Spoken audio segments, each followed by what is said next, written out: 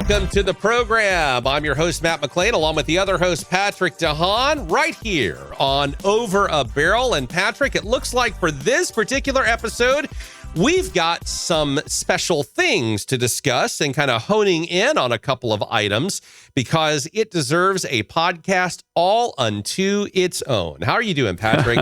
I'm good, Matt. It's good to be with you. And yeah, this is going to be one of those that we have a full podcast dedicated to. Thanks for all your questions, by the way. This is actually an episode that we're doing in response to a lot of user questions asking about us. So I'm really excited to dive into this with you, Matt. So let's go ahead and dive right on in. Talk to us about some of the things that politicians, the power at the pump, the truth behind all of that. I've got a feeling I've just asked you a very loaded question.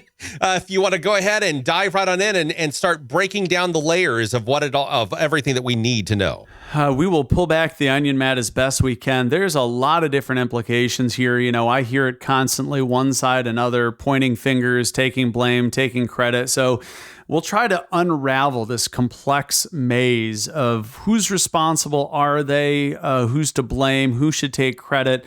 And ultimately, Matt, politicians like to think that they have a lot of power behind what they do. But many times, at least when it comes to gas prices and oil markets, that power is vastly overstated.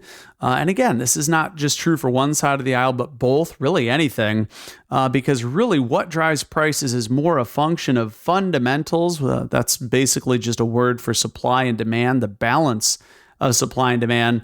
And you know, Matt, as gas prices have moved all over the place here in the last year, the last 2 years, people are wanting low prices back. They're upset about high prices. So, you know, diving right into this, I want to break this into two different levels because there's different levels of our government, right? There's federal government, there's state government. And there's local government. And even local government. And there's big roles depending on, you know, local, state, or federal officials. So, you know, Matt, I'm gonna ask you, what do you think could the states be responsible for? What do you think the feds are responsible for? And then maybe I'll like to clarify, you know, what you may think. Boy, I almost would say that it would be a blended layer in the onion because I would say that some states probably do things differently than other states. I would think that some states probably regulate very differently, especially when it comes to gas prices and oil, the taxes, federal taxes. I would almost question whether or not the states probably, to some degree, have a larger impact on prices than perhaps even the federal government. And I may be wrong about all of that. Well, no, I mean, so I'll divvy it up by this. So there's state impacts, and then there's the impacts from the federal government. Now, there's different branches of the federal government, right? There's Congress, there's the president, there's the Supreme Court, the judicial system. And I would say at the state level, there are direct and indirect ways of impacting gas prices. A direct way, Matt, of impacting gas prices is what a state charges for gasoline tax. Now, sometimes that's determined by the legislature, sometimes that's determined by voters, but states all have different amounts of tax that they levy on gasoline. And even local authorities may have ordinances. Things like underground storage fees or environmental fees, Matt, can be leveled at the local level. They're usually very small if they're assessed at the local level. The state will then assess a gasoline tax. That's a direct way of impacting prices, like how Georgia has had gas tax holidays when prices got up to very high levels. They simply stopped collecting the state tax. So that's a direct impact on prices. But to swing over to California, an indirect way of impacting prices is by policy. And by California, they've had so many different policies that it's having a pretty significant indirect/direct impact on prices. And Matt, in California, they've obviously have a different program than the rest of the country. The EPA regulates air emissions for their 49 of the nation's 50 states, but in California, the EPA does not have that authority. That is the California Air Resources Board, which we call CARB. And CARB policies and requirements can have a pretty direct impact on prices in California. And Matt, that's oftentimes why California prices are much higher, is because of both indirect policies that CARB has and California's higher gasoline taxes, as well as a carbon management program. So it's kind of a layer of both indirect and direct impacts. And states can have their own programs. They, like I said, they all have their own direct impact on prices via how much they levy in terms of taxes on gasoline and diesel. So, I think we've kind of covered at the state level. Policy can have an impact, and even policy, Matt, when it comes to pipelines, right? Because some states like California reject pipelines. They may have policies that require stringent blends. And so even a state's policy is on, the oil industry and how friendly they are with the oil industry and allowing infrastructure can have an impact on gas prices. So, how close a refinery, Texas is a state that's really friendly with refineries and is open to doing business with refineries. And so refineries have oftentimes located in Texas, whereas California has been more of the opposite. They've tried to make business very hard for refineries, and so that can have an indirect impact on what you pay at the pump. Now, before we move to the federal level, I wonder, Matt, if there's anything that you may be thinking of that fell through the cracks there at the state level that maybe you want to ask a question. My question is, if I am not mistaken, aren't there some states that not only charge a gas tax or a fuel tax where it's basically so much per gallon, but they also charge a sales tax on top of that as well? You are so great. Absolutely. That's a great observation. Michigan is one of those states that, in addition to collecting a flat price per gallon, states also can charge a percentage-based sales tax. And so that's what really gets you, Matt, is a state like Michigan, for example, when gas prices go up, that percentage increases. Just like as a realtor makes more money on a house that has a higher selling price, a state like Michigan is going to capture more revenue when the price of gasoline is higher. And that's why states, don't often bicker or complain about a higher price of gasoline, because it feeds their coffers. It helps their budgets. Yeah, there are actually several states that charge sales tax as well, and some that have even toyed around with the idea. There are 5 states that charge sales tax, apparently Connecticut, Illinois, Indiana, Hawaii, and New York. So as of July of this year, I'm being told. So a lot of things that it's interesting because, again, those are direct, right? So all those states do better when prices are higher, because that $3 a gallon gas, that percentage is much more at $3 a gallon than it is at $2 a gallon. Yeah. And then the question is, how much is that sales tax? I know in a lot of states, you've got that 6% base or whatever, but some states charge as their base 9%, 10%, 12%, right. It just all depends. And by the way, Matt, the average tax on gasoline, the state level, the average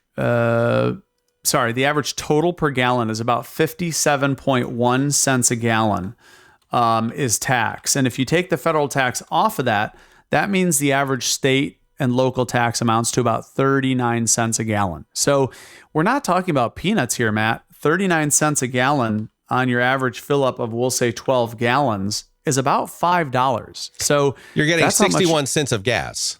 Yeah, I mean, it's just, you know what I'm saying. I mean, the state is, for not having to do anything, the state's doing extremely well, whether it's the state of Michigan, Indiana, or Illinois. So, that's something, again, that's a direct impact on gas prices. If a state charges $50 a gallon for gasoline, well, your gasoline is going to be at least $50. So it's always something to think about. But that's, I think you've pretty well covered it now at the state level. Again, there are some indirect ways that policy can drive prices up, like in California, or drive prices down if you're in Texas, right? Because they're friendly.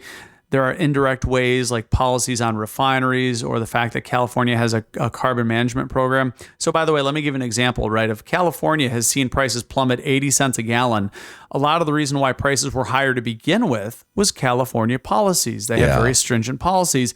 And now that prices are going down because those policies have been temporarily eased.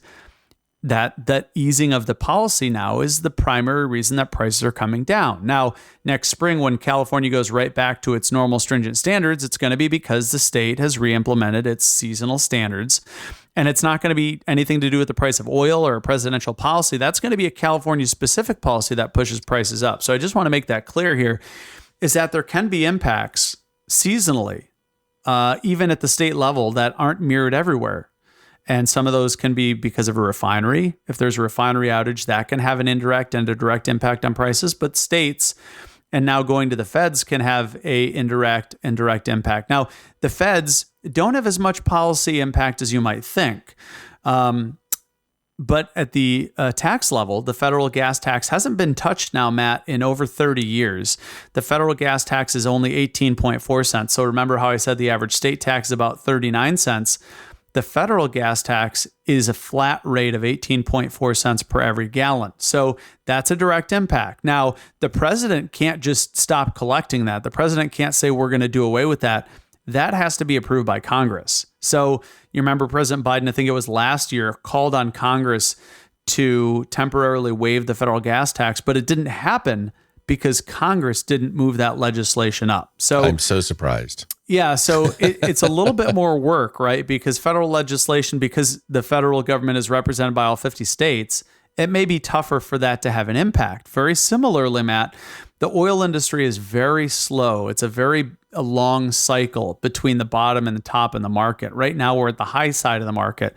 But a lot of what's influencing prices today is not White House policy or shifts in that policy. But it's, as we talked about in a previous episode, the pendulum has swung because of COVID and because of Russia's war in Ukraine, which has caused an abrupt shift from very little demand to a very quick shift to a lot of demand with less supply. And so, it takes many years for oil companies to invest, to explore, to bring that exploration up in the form of barrels, and then to pump it to the market via pipelines. It takes many years, Matt, probably like 3 to 5 years for any White House policy to become very restrictive to the point of it impacting prices. So the White House right now, the policies having an impact are far down the road from having a major impact. And a lot of people today wrongly believe that those policies are having much more of an impact than they actually are.